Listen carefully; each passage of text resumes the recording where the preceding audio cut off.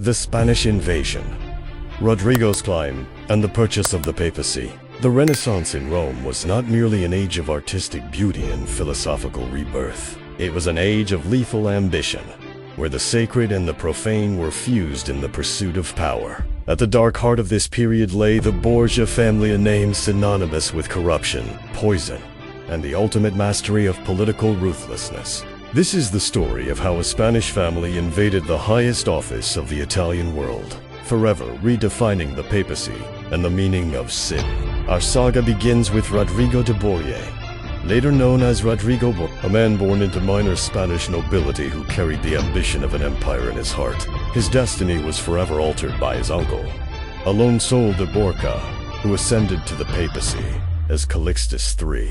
Under his uncle's massive shadow, Rodrigo's career was less a path of spiritual devotion and more a rapid, calculated climb up the ecclesiastical ladder through naked nepotism. By the age of 25, he was an archbishop.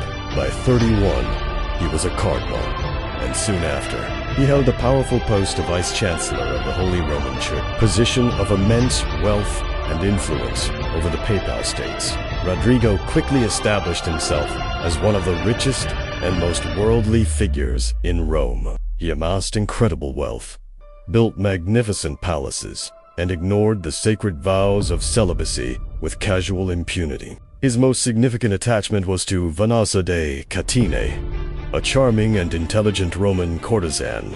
Their relationship, carried out discreetly but known to the Roman elite, produced the 4 children who would become the central players in the Borgia drama: Cesare, the dark and magnetic soldier; Juan, the frivolous military commander; Lucrezia, the beautiful pawn and symbol of dynastic marriage; and Geoffrey, the youngest.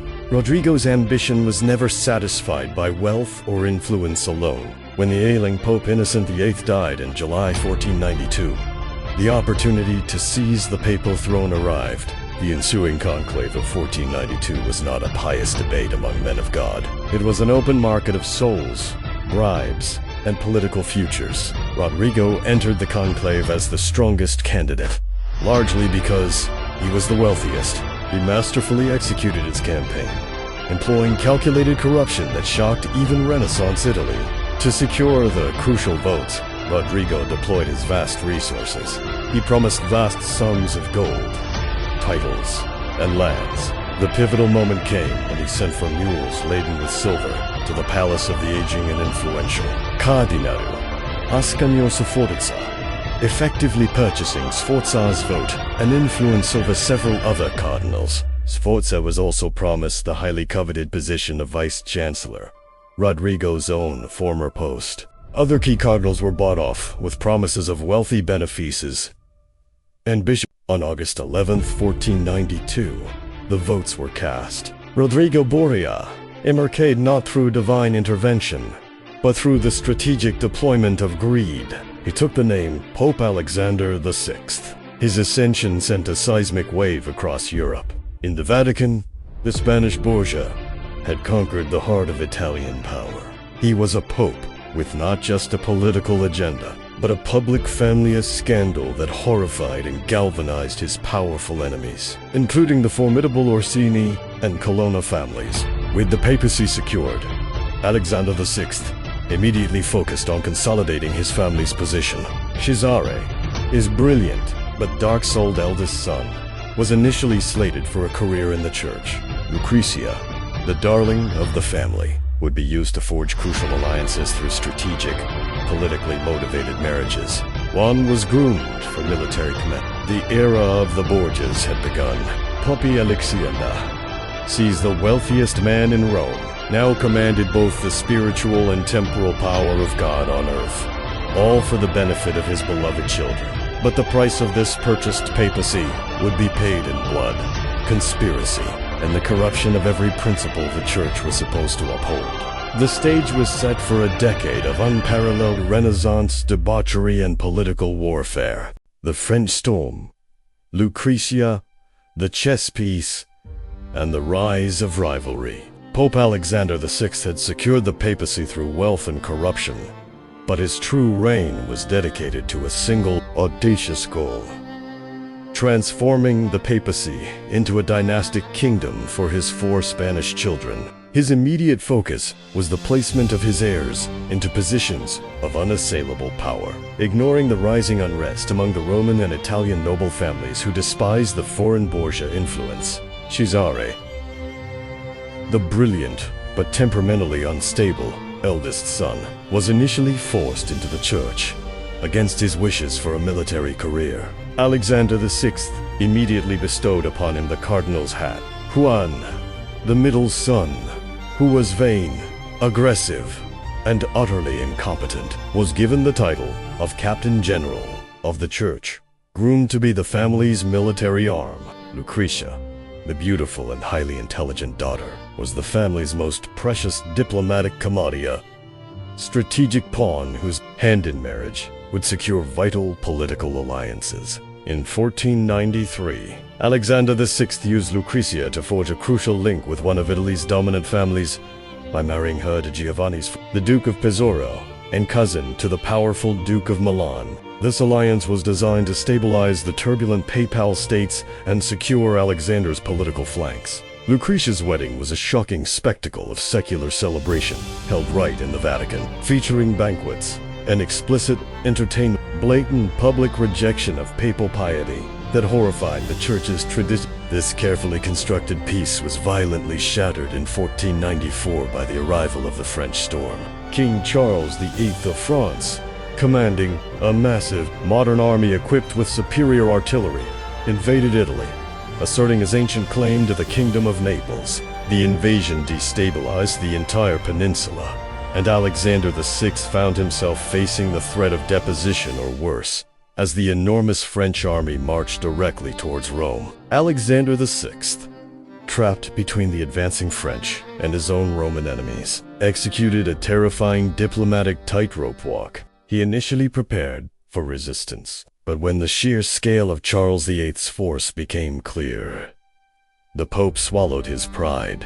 He negotiated a secret treaty, allowing the entire French army to march through Rome unopposed, under the terrifying gaze of the Roman people. For several days, the spiritual leader of the Western world was effectively held hostage in his own city by a foreign king. However, Alexander VI was a master strategist. Once Charles VIII successfully conquered Naples, the Pope immediately formed the League of Venice, a coalition with Venice, Milan, the Holy Roman Emperor, and Spain. The goal was to cut off Charles VIII's retreat, trapping the French army in the Italian boot. Charles VIII was forced to retreat north, fighting the League forces at the Battle of Fornovo. Though not a decisive defeat, the League shattered Charles's ability to hold Naples, ultimately proving Alexander VI's diplomatic genius. With the French threat diminished, the Sforza alliance became a liability, especially since Alexander had found a new, more powerful use for Lucrezia. The Pope declared the marriage to Giovanni Sforza null and void on the grounds of non consummate. Giovanni, infuriated by the public humiliation and the lie, protested that he had consummated the marriage more than 7 times a night, but to no avail. The Borgia machine was unstoppable. Lucrezia was divorced, ready to be deployed in the next political alliance. The success of the French campaign also crystallized the devastating rivalry between Alexander's 2 sons. Juan, the Captain General, proved arrogant and militarily incompetent, constantly seeking praise he had not earned. Cesare, the Cardinal, watched his brother's failures with burning, undisguised jealousy. The power Juan held the military command of the Borgia family was the position Cesare desperately craved. The stage was set for a fratricidal conflict that would ultimately lead to the Borgia family's darkest deed. The Tiber secret, Fratricide, Valentino, and the Purge of Florence. The Borgias' survival of the French invasion was offset by the escalating, poisonous rivalry within the family itself. Juan, the Captain General, remained a vain and spoiled commander, whose military failures shamed the papacy. Cesare, the Cardinal, watched with barely suppressed rage his ambition suffocated by the robes of the church and his brother's incompetent hold on the military command he craved. The tension became a powder keg waiting for the match. In June 1497, the match was struck. Juan, after spending an evening of revelry at the house of Vanazade, Katane, his mother, vanished. His horse was found wandering alone the next morning. A search was launched, and a few days later, a local charcoal burner revealed that he had witnessed a man being stabbed multiple times, tied to a sack, and thrown into the Tiber River the Ancient, muddy dumping ground of Rome's darkest secrets. When the corpse was pulled from the water, Alexander VI's political veneer cracked. The victim was his favorite son, Juan. The Pope was initially struck with genuine, paralyzing grief. Locking himself in his chambers and vowing a massive, sweeping reform of the corrupt papal court, he declared an investigation, but the assassin remained officially unknown. Yet, in the shadows of the Vatican, the finger of suspicion pointed immediately and unwaveringly at the murder was never solved. But Cesare was the only person with the motive, the ruthlessness, and the political benefit to gain from his brother's death. Alexander VI's vow of reform was short-lived. He quickly recognized the political reality. The incompetent Juan was gone, leaving the formidable, brilliant Cesare as his only viable heir. The Pope realized that if his dynastic dreams were to survive, he needed a true soldier, not a priest, at his side. The official investigation quietly evaporated. In 1498, the most dramatic transformation in the Renaissance political landscape occurred. Cesare Borgia voluntarily and publicly resigned his cardinal's hat, the first man in history to willingly lay aside the highest clerical office. He had been a cardinal, but now he would become a prince. Released from his religious vows, he embraced his military destiny. He traveled to France, where he was welcomed by the new king, Louis XII, in exchange for aiding Louis's invasion of Italy. Cesare was granted the French Duchy of Valentinois, officially cementing his position as a European power player. From this moment, he was famously known throughout Italy as Il Valentino. With Cesare now fully armed and political alliances secured through France, Lucrezia was again deployed. Her second marriage was contracted with Alfonso of Aragon, Duke of Bisceglie, linking the Borgias to the powerful Kingdom of Naples. This alliance was a clear diplomatic statement. The Borgias were establishing themselves as the central dynasty of Italy.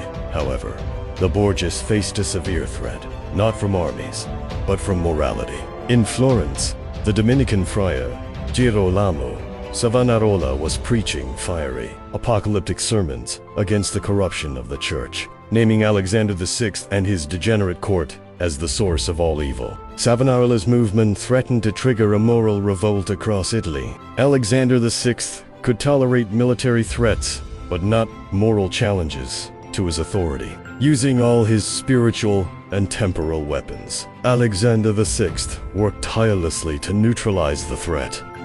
He excommunicated Savonarola. When that failed, he exerted political pressure on Florence until the populace finally turned on the friar. In May 1498, Savonarola was publicly arrested, tortured, and, in a horrifying display of papal vengeance, Bando a Raibuinza, Piazza della Signoria, in Florence.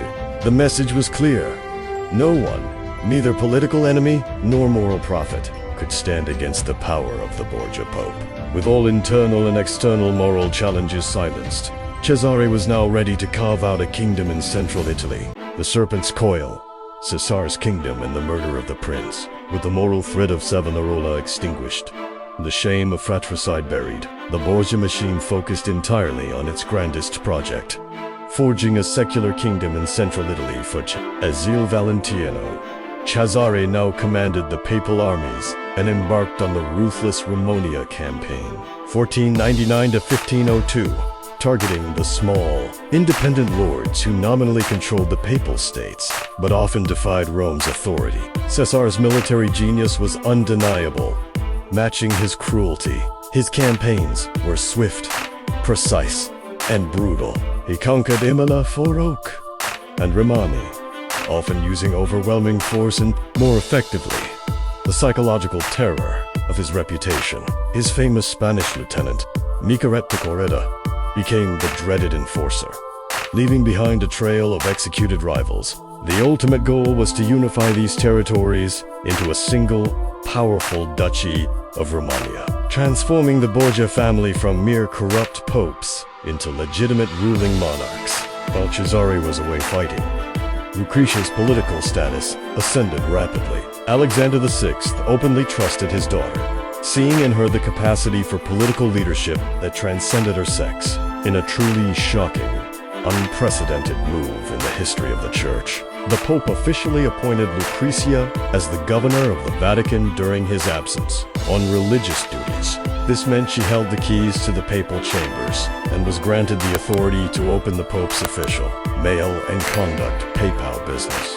For a woman and a controversial Borgia, at that who hold such authority, was a defiant, powerful statement to all of Europe about the Borgia dynasty's contempt for established rules. Lucrezia, now politically matured, executed her duties with competence and dignity, proving she was more than just a pawn. However, the political sands were shifting again. Lucrezia's second marriage to Alfonso of Aragon, the Duke of Bisceglie, which had been contracted to secure an alliance with Naples, became a liability when Alexander VI decided to once again favor an alliance with the powerful French King Louis XII. Alfonso, representing the Neapolitan interests, became an inconvenient obstacle to the Borgias' overarching goals. In the Borgia court, inconvenience was often synonymous with death. In July 1500, the first attempt was made. Alfonso was attacked by masked assassins on the steps of St. Peter's Basilica. He survived the initial assault, severely wounded, and was transported to the Borgia Tower for recovery, attended by Lucrezia and her personal staff. Despite his precarious situation, Alfonso's survival presented a massive problem for The problem was quickly and violently resolved. Cesare, unwilling to wait for his brother-in-law to succumb to his wounds, or for the scandal to abate, took matters into his own hands.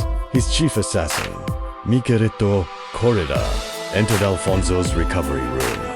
He reportedly dismissed Lucrezia and her staff, then proceeded to strangle the recovering Duke of Bisceglie right in his bed. This calculated cold-blooded murder shattered the Neapolitan alliance and shocked even the hardened Romans. Lucrezia, who had developed genuine affection for Alfonso, was devastated. She fled Rome temporarily, seeking refuge in the castle of Nepi to escape the suffocating, bloody atmosphere created by her father and brother. Cesare, unmoved by the domestic tragedy, continued his Romania conquest, now more feared and respected than ever. The Borgias had proven, once again, that family ties meant nothing compared to the demands of political power. The papal state was no longer merely corrupt, it was openly lethal. The zenith of power. Machiavelli's prince and the Senigallia trap, with the inconvenient obstacles removed. Juan in the Tiber and Alfonso in his sickbed. The Borgia dynasty reached its undisputed zenith. Cesare was master of Romania, and Pope Alexander VI was free to execute his final, grandest diplomatic maneuver, securing the family's legitimacy by merging them with one of Italy's most venerable noble houses. The target was the powerful house of Este in Ferrara, a crucial strategic city in northern Italy. To secure this prize, Alexander VI arranged for Lucrezia's third and final marriage to Alfonso d'Este, the heir apparent to the dukedom of Ferrara. The negotiations were long, costly, and complex, but the papal pressure, backed by Caesar's formidable army, proved too great to resist. In 1502, Lucrezia made her spectacular, opulent departure from Rome to Ferrara. Her dowry was legendary, and her wedding procession was a mile long, involving 1,000 people, hundreds of mules, and untold riches. The public display was intentional. It was a celebration of the Borgia dynasty's success. For Lucrezia, this marriage offered a crucial psychological escape.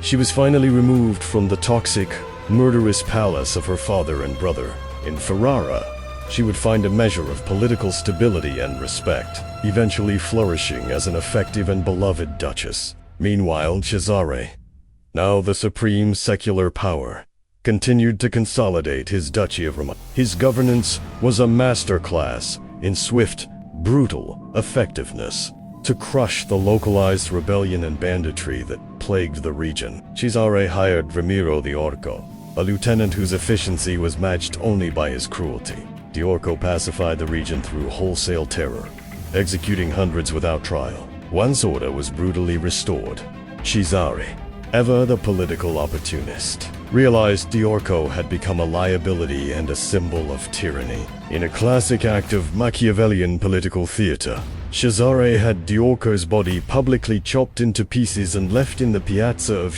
winning immediate public favor by appearing to deliver justice from his own tyrannical agent. This very ruthlessness attracted the intense scrutiny of Niccolo, the Florentine diplomat, who was sent to observe Caesar's methods. Machiavelli spent months with Valentino, fascinated by his cold pragmatism, his ability to achieve political goals through any means necessary, and his unique blend of strategic genius and raw power. Machiavelli saw in Cesare the blueprint for the ideal modern secular ruler, the new prince, a man unafraid to choose cruelty over mercy if it secured the state. Cesare Borgia became the living model for the most famous political treatise in history. Yet, Caesar's power bred fear, and fear bred conspiracy. His own mercenary captains, Zaccondottieri, led by figures like Oliverato da Fermo and Vitellozzo Vitelli, grew terrified of his boundless ambition. They feared they would be next on the Borgia purge list and secretly convened the Magione conspiracy, a massive revolt against their former patron. Cesare responded with a genius stroke of calculated betrayal that immortalized him in political infamy. The Senigallia massacre, 1502. Feigning a full reconciliation, Cesare invited the rebellious captains to meet him in Senigallia for a final truce. The captains arrived trusting and unarmed. Caesar's men swiftly surrounded them. The captains were immediately seized, held prisoner, and then, without trial or hesitation, brutally strangled to death, led by Micheletto Corella. The massacre was a demonstration that, in the Borgia world, trust was a fatal error, and mercy was a political tool to be discarded at the moment of maximum advantage. Cesare was now at the peak of his political and military power, seemingly untouchable. The fatal dinner, the collapse of power, and the rise of Julius II. Cesare Borgia, having eliminated his internal enemies at Senigallia, stood at the pinnacle of secular power. He commanded a loyal, professional army and controlled a newly conquered duchy. The only remaining hurdle was the final conquest of Tuscany and the cementing of the Papal States into a unified Borgia-ruled kingdom. The dynasty was seemingly invincible, protected by its military genius son and the political might of its papal father. This hubris, however, was about to be undone by a small, unforeseen accidenta. Single dinner party in the oppressive heat of the Roman summer. In August 1503, Pope Alexander VI and Cesare attended a dinner party at the villa of Cardinal Adriano de... A few days later, both men were struck down by a sudden, violent illness, characterized by intense fever and relentless vomiting. While the official explanation pointed to malaria, the common belief which quickly spread through Rome was that they had accidentally consumed a deadly poison intended for another wealthy cardinal at the dinner, perhaps Cardinal da Corredo himself. The Borgias, who had used poison so skillfully throughout their reign, were now poisoned by their own methods. The Pope, aged and already weakened, succumbed quickly. Alexander VI died on August 18, 1503. His death was as scandalous as his life. His body swelled and blackened rapidly in the Roman heat, further cementing the public belief that he had died an unnatural, poisoned death. His funeral was a chaotic, undignified affair, and the mob, which had long feared the Borgia name, now desecrated his remains. The Pope, who had bought and dominated the papacy for 11 scandalous years, was gone. The political fallout was immediate and catastrophic for the Borgia dynasty. Cesare, though younger and stronger, barely survived the poisoning. He lay severely incapacitated in bed, his skin peeling and his body weak. Unable to command his legions or seize the papal treasury at the precise moment he needed absolute power. His military empire, which had rested entirely on his father's papal authority, instantly began to unravel. The Borgias' enemies, the Orsini, the Colonna, and the exiled lords of Romagna poured back into Rome and reclaimed their lands. The papal throne was now vacant, triggering the crucial power vacuum. The first conclave saw the election of the week, elderly Pope Pius III, who was chosen as a compromise candidate. This gave Cesare a momentary reprieve, but Pius III died just 26 days later. A second conclave was immediately required, and Cesare, desperate and still ill, made the most fatal political error of his life. The leading candidate was Cardinal Giuliano della Rovere, who had been Alexander VI's most bitter and dedicated enemy for decades. Della Rovere was a formidable military and political operator in his own right. Cesare, hoping to secure his Romagna territories, struck a desperate deal. He provided the French-controlled cardinals' votes to Della Rovere in exchange for Della Rovere's solemn promise to confirm Cesare as the Duke of Romania. The deal was finalized. Giuliano della Rovere was elected Pope Julius II. He was a man of indomitable will and military genius, and he had no intention of honoring any promise made to the son of his greatest enemy. Cesare had traded his papal support for a worthless scrap of paper and put the most dangerous man in Italy on the throne. The final act of the Borgia tragedy was about to begin. The final act. The prince's fall and Lucrezia's redemption. Popu Julius Ai, the man who had bitterly opposed Alexander VI for a decade, was now on the papal throne, put there by the crucial votes of a desperate and ill Cesare Borgia. Cesare clung to the belief that the new pope would honor his solemn promise to confirm him as the Duke of Romania. That belief proved to be the final, most catastrophic error in the Borgia dynasty's calculated history. Julius II, a formidable military commander and politician in his own right, had used Cesare purely as a pawn to secure his own election. Once crowned, the former Cardinal della Rovere shed his political facade and immediately showed his true colors. He demanded that Cesare returned all the lands and fortresses he had conquered in Romagna back to the church, effectively dismantling Caesar's secular kingdom overnight. When Cesare resisted, Julius II used his papal authority, supported by the returned Roman noble families, to seize the fortresses by force. Cesare quickly realized he had been politically outmaneuvered and utterly betrayed. The man who had once terrified Italy was now a mere impediment to the new pope's vision of a militarily strong papal state. Julius II orchestrated Caesar's capture in Rome, holding him prisoner at the fortress of Os, though Cesare managed a daring escapery. Himself down a rope from a high window, his power was broken. He was forced to flee Italy, losing his army, his wealth, and his territory. Seeking refuge with his wife's family, the powerful royal house of Navarre in Spain.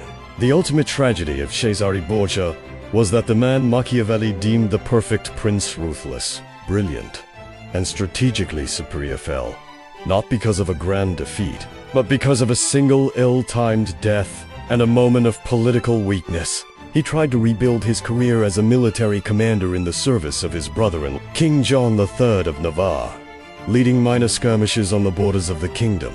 In 1507, at the age of 31, Cesare Borgia died an ignoble death. He was ambushed by enemy forces during a small siege near Vienna. The former Duke of Romagna, the model for the prince, was killed fighting anonymously in the rain, far from the gilded palaces and treacherous halls of the Italy he had once ruled. His body was stripped by the common soldiers who did not even recognize the man who had terrified Europe.